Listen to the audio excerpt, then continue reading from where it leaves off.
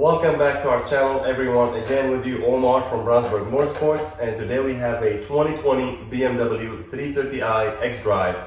And like the title shows, we're going to be showing you how to remove and replace rear rotors, pads, and brake pad wear sensor. Stay tuned.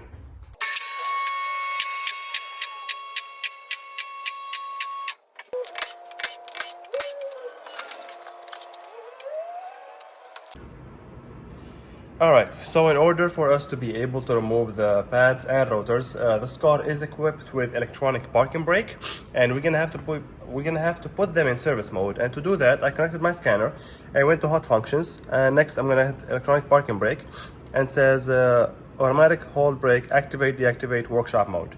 So we wanna put it in workshop mode or activate workshop mode, so that way the electronic parking brake motor retracts. Activate workshop mode right there, and then hit F1. The function activate workshop mode was selected. We're gonna go ahead and hit continue.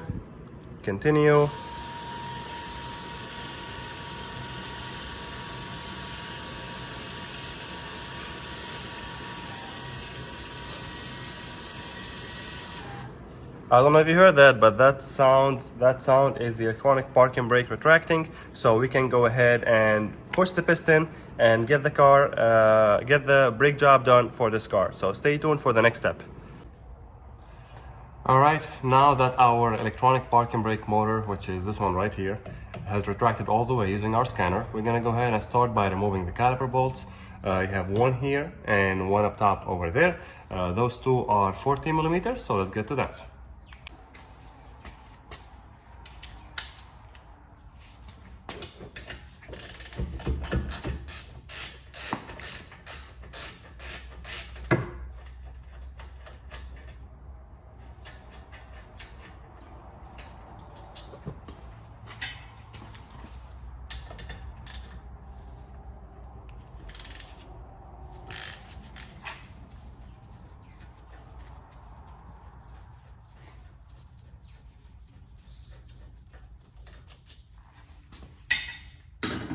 Alright, now that we have removed the caliper bolts, the next step would be retracting or pushing the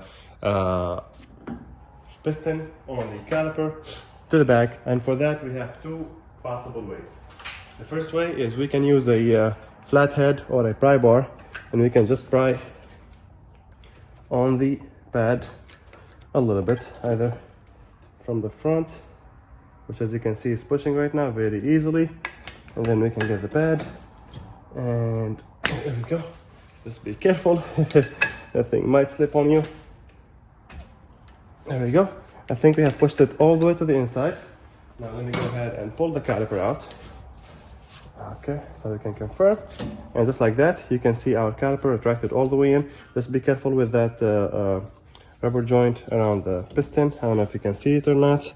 Talking about this basically. Let me show you. That's what I'm talking about right there. So be careful with that. You definitely do not want to rip that bushing. So I'm gonna go ahead and grab my S-hook, and I'm gonna try and hook it up somewhere far from my work area until we are done. Honestly, I'm just gonna show you. Actually, I was able to just set it up top over there on top of the upper control arms. So it's sitting there properly. Now the next step would be we're gonna go ahead and remove both brake pads. These are the old ones. As you can see, they are both pretty worn out, and that's why we are replacing them. And they also created some grooves on the rotor. So that's the first one, and that's the second one. Also, we did get the original parts for this car because customer requested original parts. And we always would like to work with original parts, if they are affordable, that is. So let me go ahead and get this caliper bracket off, and I'll show you what we're gonna do next.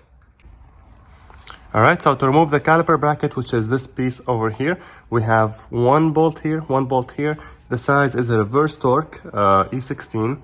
That's what the bolt looks like. That's what the socket looks like, and it's a reverse torque E16. So let me go ahead and get those off.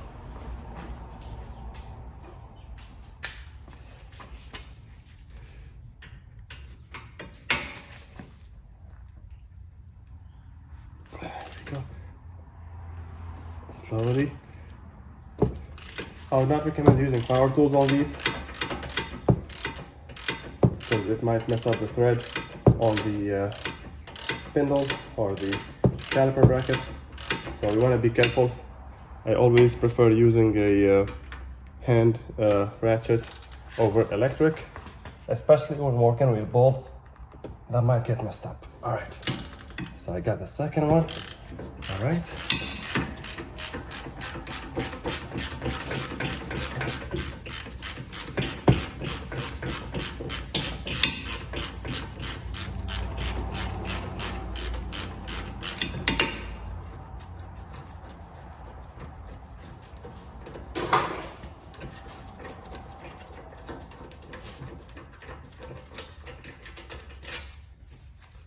That's one. And I got the second one. Let's see if it's can't move the hand yet. Still a little bit tight.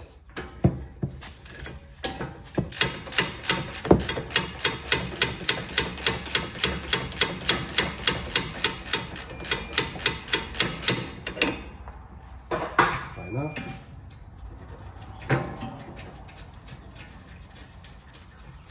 And just like that, our caliper bracket is almost officially off. All right, now that we have our caliper and caliper bracket off, the next step would be removing the rotor. If you have seen my videos before on how to remove the caliper or the rotor bolt, which is that 5mm hex bolt over there, you already know what I'm gonna do. I'm gonna throw in some PB blaster over there, let it sit for a little bit, probably a couple minutes, and then we'll circle back to it. All right, now that our caliper and caliper bracket are off, we're gonna go ahead and move on to removing the rotor. If you have already seen my previous videos on doing rotors and pads on BMW, you should already know this is a 6mm hex bolt, and what I usually do, I sprayed some WD-40 or PB blaster. I let it sit over there, and then I'm gonna surprise that bolt with a quick ratcheting. So let me show you. It's usually very tight, so let me just get it in place. Okay, so now that I have it there we go. As you can see, that bolt came off easily. Now this car is fairly new, so there isn't much rust. Well, actually I stand incorrected. It does actually have quite a little bit of rust on it, but it's normal. It's nothing serious. On to my 5-pound. There we go. As you can see, all that took is one hit. So let me go and get the rotor off, and I'll show you what we're gonna do next.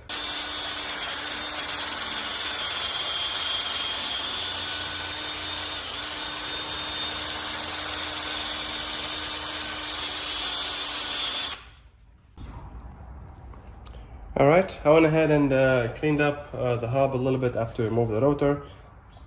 I'm gonna use some anti-seize around the edges. All right, I just want to let you know, quick note before we install the new rotor. The rotors have different part numbers. The reason why is the vent, because they are ventilated, the vent on them works only on one side, obviously, so for better performance. Now this one over here, this part number over here is the right rear rotor, and this one over here is the left rear rotor.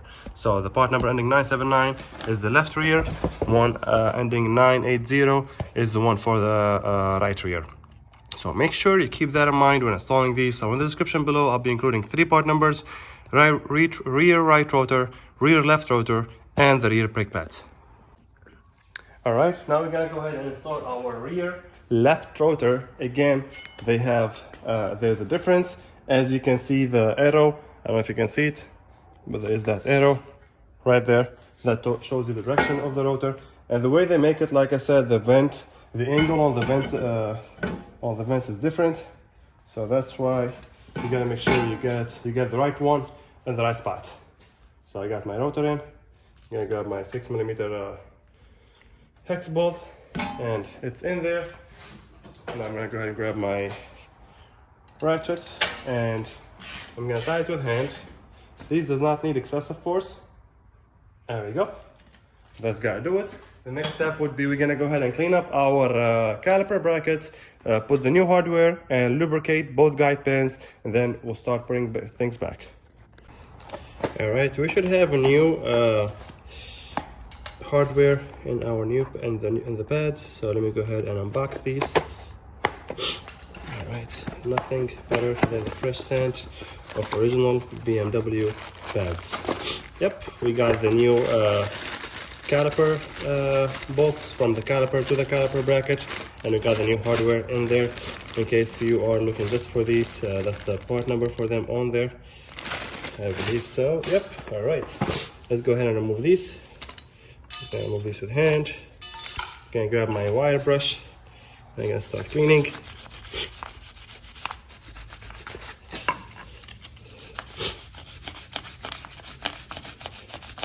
Be careful not to inhale these or this dust that's all over the caliper.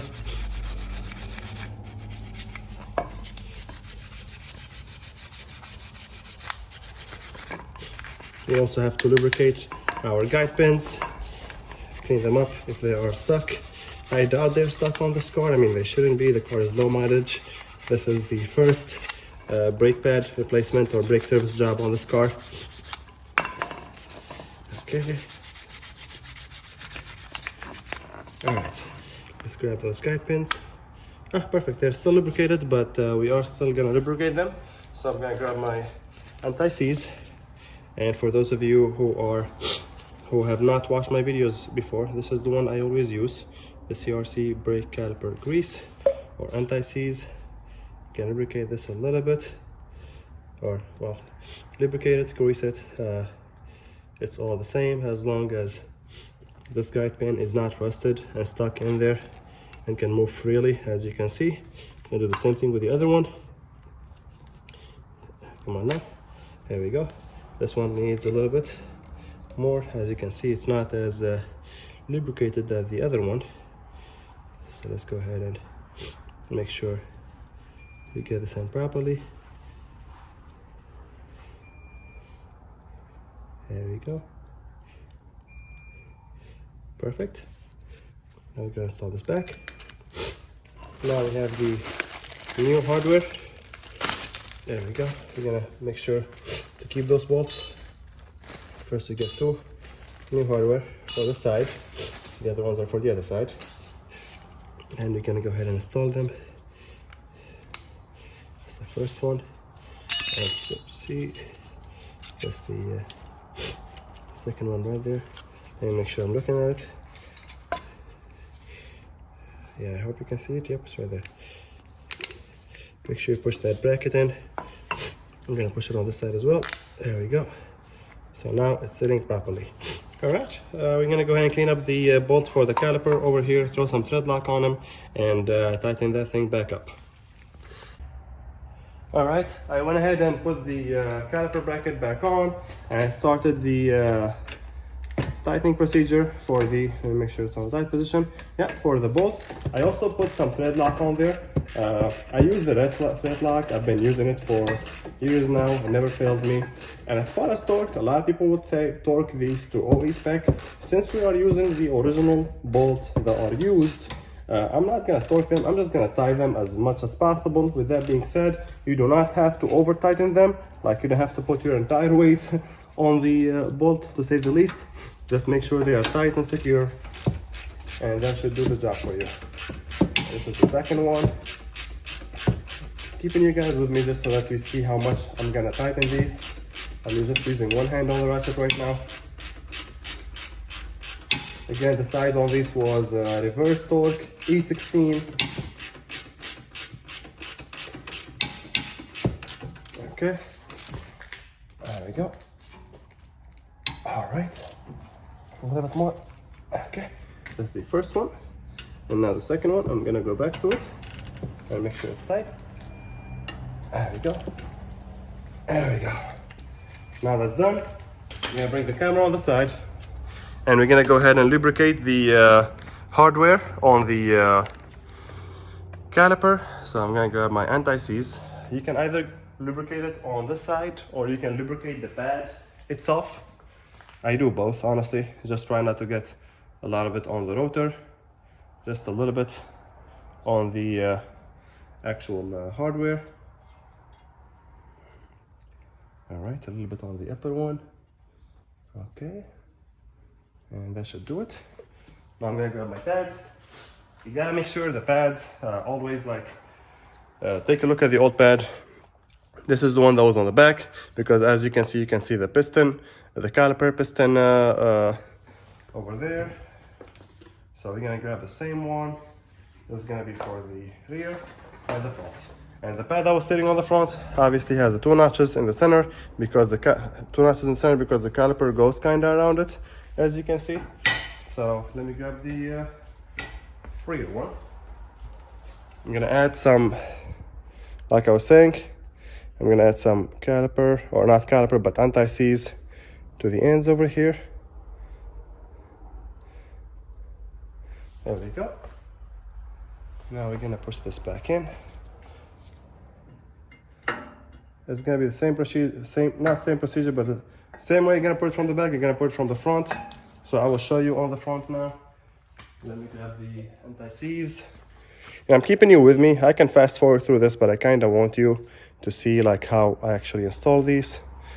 Take your time with them. You're not in a rush, especially when you're working on brakes. You do not wanna be in a rush. You gotta make sure you have enough time, clear mind, because if you forget a bolt or anything, that could be fatal. All right, so for the front one now, this is how I was gonna install. You can either do it from the top or the bottom first, slide it in, and ta-da, just like that. Your pads are installed properly, and these don't have right side or left side. Both pads, whether from the entire set, they would work on either side. As you can see, the other 2 over here are for the other side, and they are both the same. You have the one of the 2 notches is going to be sitting on the back, and the one of the 2 notches is going to be sitting on the front, and that's because the way the caliper sits on it, which I'm about to show you, using our new bolt that we just got with the pads. We're going to be installing them. Obviously, these are original bolts as well. I'm going to throw some thread lock on these and get that started. But before I do that, let me show you how I'm going to set this caliper back on. All right, you got to be careful, because first you have the brake line, and you have the motor for the electronic parking brake. Just make sure you push these guide pins. There we go. Sliding in. Just gotta be careful. Make sure it's sitting in properly. There we go. Perfect. Let me go throw some thread lock on those caliper bolts, and I'll show you what we're gonna do next. All right, I threw some thread lock on those bolts. I'm gonna go ahead and get them started. A little bit here, a little bit there. You might have to hold the guide pin. Sometimes it might spin from the back, so you can grab a wrench over here and hold it, or like a channel lock. And these, I'm gonna tie them with my hand, obviously. We are not using a power tool on these. I think I'm gonna grab my log 14, because it will give me better clearance. I would not like to be pressed against that motor. Now I can see it on the side spinning, so I'm holding the guide pin with my fingers for now.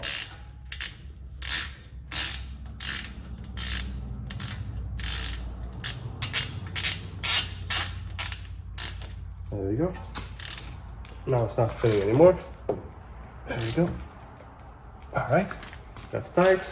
The upper one is tight. I'm gonna double check. All right, and that should do it for this side. Now the only thing left that I haven't shown you yet is how to reinstall how to replace the brake pad wear sensor. Now with BMWs, if you haven't seen my videos before, again, BMW have one on the front driver and one on the rear passenger. The reason why I showed you how to do the brake job on the side is because I had bare lightning. So I'm just gonna go ahead and get everything started on the other side, and I'll show you how we're gonna replace that brake pad wear sensor. Stay tuned. All right, so here we are on the passenger side, and like I was saying earlier, BMWs are equipped with a brake pad wear sensor on the front driver and one on the rear passenger. So to remove this is a brake pad wear sensor. To remove it, I usually just yank it, especially if I'm gonna replace it. Or another thing we can do is, since we are gonna cut it anyway or replace it, I'm gonna go ahead and grab my wire cutter. Just gonna take it out from there. Okay, that's the harness right there.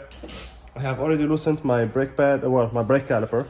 So let me just go ahead and retract it using the method I showed you earlier, flathead, and push on that brake caliper, and that will retract the piston. Do it carefully and slowly because we do not want to rip off the joint or the bushing. Okay, that's out. Now we can go ahead and bring it to the top. Okay, let's see, here we go. Perfect, staying there secure. Now I'm gonna grab the pad and show you how the brake pad wear sensor sits. So this is how the brake pad wear sensor sits on the pad. It sits always on the rear pad with that notch facing the front. So I'm gonna go ahead and grab this with, you can use a flathead. Actually, I'm just gonna use a flathead. We are not saving this anyway, and we're not keeping the pad, so I'm just gonna pry on it. There we go. And just like that. This is the brake pad wear sensor. This is the old one. And let me see if I can focus. You see that notch over there up top here? That notch tells the car how much brake pads you still have. And if that notch is completely wiped, it will tell you replace brake pads soon. Now in this scenario, this one is faulty, so it did throw a code. Besides that, as you saw, the pads on the driver's side were not in the best shape, and that's why we are replacing it. So what I'm gonna do, I'm gonna go ahead and finish getting everything off, and I will show you where the harness for the brake pad wear sensor goes so we can replace that. All right, I got the rotors, pads, and everything off. Now I'm gonna show you how to trace this brake pad wear sensor. I've already cut it from the brake pad side. I'm just gonna go push it from this bracket over here. There's a bracket that holds it. So let me see if I can push it out. Okay, I might need my clip remover just to be gentle, or you can use a channel lock, which is what I'm doing. There we go. Now that that's off, we're gonna trace it, and it goes here. Okay, and then we trace it back, and it's in this box over here. So I'm gonna go ahead and pull this one out. That's the connector for it. It has, I don't know if you can see it or not. Let me angle the camera properly so you can see it. Yep, it's right there up top where that door is. It's the one with the blue connector. I'm gonna go ahead and push on this tab and disconnect it from there. I will go back to that later. We're gonna take it off from here. Okay, just pull on it slowly. Then we have a tab over here, or a clamp. You can use a flathead to open that clamp. And just like that, our brake pad wear sensor harness is out. Let's go ahead and remove it completely. All right, now to install it, you're gonna retrace your step. What I'm gonna do though is I'm gonna go ahead and put everything back, rotors, pads, and everything, and I'll show you how we're gonna install that. All right, we got our new brake pad wear sensor. We got this one from the dealer as well. This is the part number for it. I don't know if you can see it or not, but I'll make sure to include it in the description below. There we go. I'm just gonna trace my steps. So first of all, we're gonna start from the top. We're gonna close this door, and we're gonna have to run it from behind this here. That's how it was earlier. So I'll run it for now from behind there. First, it's gonna sit over here on this upper bracket. I just push it in. Then it's gonna sit on this inside this clip or clamp. Then you're gonna pull it. I don't know if you can see it or not, but I will show you the video of how it sits, or like I will include a video after I'm done installing it of how it sits properly. And then you bring it from this side, and it's gonna sit on this bracket. First, it's gonna go from here, and it's gonna sit on the bracket on the caliper itself. So let me get the pad and the caliper back in, and I'll show you how the harness or how the brake pad wear sensor goes. All right, so just to recap about the wheel speed sensor, the door is right here for the connector. We push that tab and pull the connector. First, it hooks up over there, then over there, then going to the side, goes around that clip, and then it hooks up around that tab, then goes from the back here. Let me see if I can show you from the bottom. All right, so that's where we stopped. Hooks up over there up top and then goes to the side over here. Hooks up, well, I want to say towards the axle, between the motor and the axle. There's that bracket over there. And then it goes from the top and it's right there. I don't know if you can see it, but after that, you bring it back to the front and it hooks up right on the pad. You just slide it in there. Okay, let me set the camera so I can show you how I usually push it in. I hope you'll be able to see it. Okay. I usually just push it in with my hand. Be very careful. If that doesn't work, you can grab a flathead and you can just kind of, let me grab a shorter one. There we go. This might actually do it. There we go.